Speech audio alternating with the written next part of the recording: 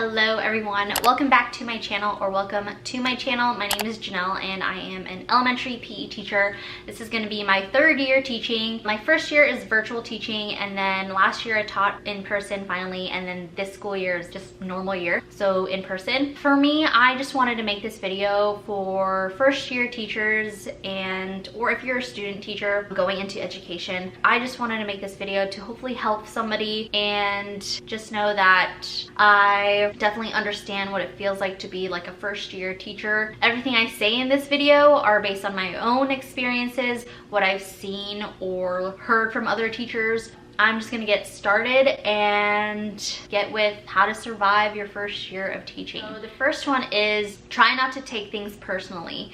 And if you're teaching kids, especially like elementary, you are still helping them learn how to manage their emotions, right? They're still figuring it out, like how to handle when they're mad, when they're sad, and all those different emotions. When students say certain things to you or say mean things, try not to take it personally because it's not you. They probably had a bad morning and they're taking it out on you. And for me, I'm still learning that because I am such a sensitive person. You just have to remind yourself that they are kids and they are figuring out how to handle their emotions, and you're the adult. You should be the one helping them how to cope with those emotions. So try not to take things personally. A second thing is you are the teacher, okay? You are not there to be their best friends. Like, it's great to be, good friends with your students, but it's really important that they know that you have boundaries and you set those expectations from the beginning. Because if you don't set those expectations and they think that you're just like friends, if they like treat you like as friends, classroom management is probably gonna be going downhill for the rest of the school year. So make sure you set those classroom rules, routines, make sure you have boundaries, and it's good to have fun with your students, right? But it's also important that they know to respect you. You're their teacher. I know you want all your students to like you and be their best friends and all that stuff. You can still do that, but also set boundaries and set those expectations. Collab with your coworkers. Classroom teachers, usually there's other grade levels, same grade levels, right? Your grade level team, you get to collaborate with them. For me as a PE teacher, I don't really have anyone to collaborate with, like in the same building, because there's usually one PE teacher in one school building. But I do love how the PE teachers in our district, we get to collab at least once a month and just talk and share ideas with each other. And I love those because when I taught virtual PE my first year, I felt so alone, especially I taught online. And I was the only PE teacher. I had no one to talk to. I didn't collab with other PE teachers.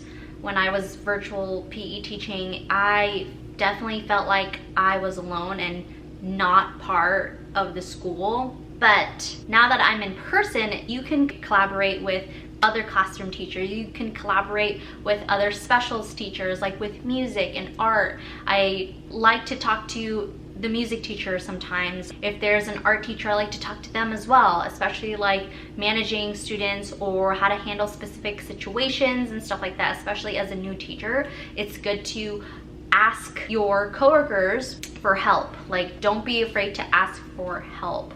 And that goes with another tip is if you have a mentor. I'm so glad that my school district, they provide mentors for new teachers. I took advantage of that. So I always asked my mentor for help. I had my mentor come in and sub for me so I can watch other PE teachers in my school district.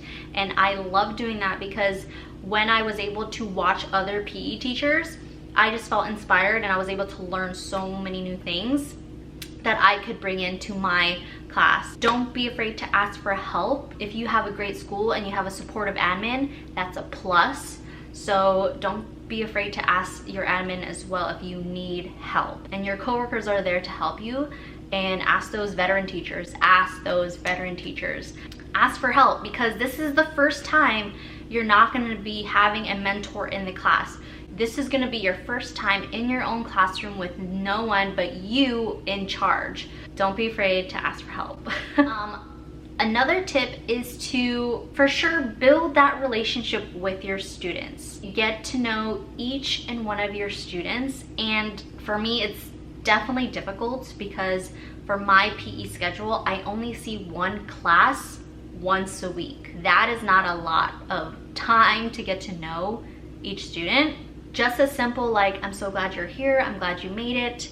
Build those relationships because you want your class to feel like a family, a community, a strong community. Another tip is to be ready to learn. You're a first year teacher, even a veteran teacher, there's always room for growth. When you get evaluated, take the feedback that your principal gives you. Do better for your students, not only just for you, but for your students. It's really important, especially if you want to be a better teacher. So there's always more room to grow. Be like a sponge and be ready to soak all the knowledge in. If you're a teacher and you go in knowing that you think you know everything, that's like a red flag to me because there's always room for growth. Try new things, experiment things in your class and see what works and what doesn't work.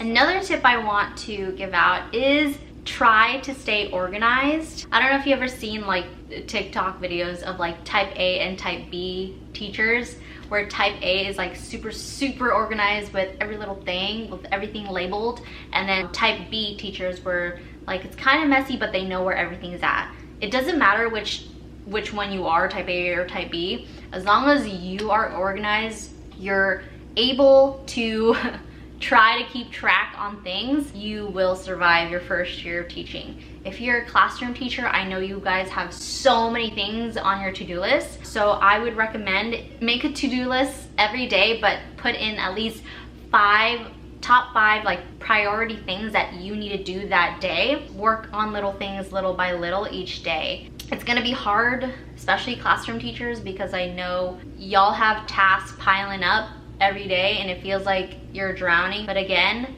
if you can make a to-do list with your top 5 priorities, you will make it through the school year. Another tip is to have a work-life balance.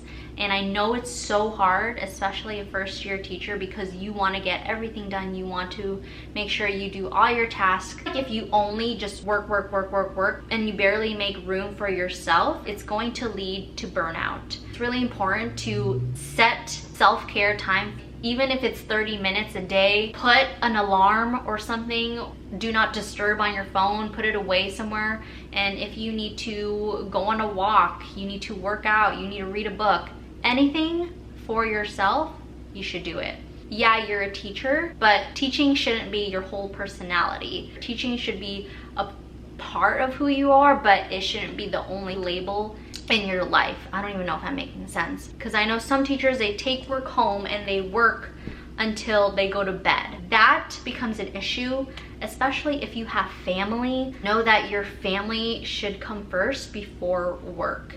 And I know it's easier said than done. Maybe have a specific day where like, okay, on Mondays and Tuesdays, that's okay to take work home, but on Wednesday, Thursday, Fridays, I'm not gonna take work home or something like that. Having a set schedule for yourself to schedule self-care is really, really important. I hope these tips will help you in some way on how to survive your first year of teaching. If you are a veteran teacher, or if you're a new teacher, you can even leave some teaching tips down below on how to survive your first year of teaching. And that's about it. Thank you guys for watching. Please don't forget to subscribe and like this video.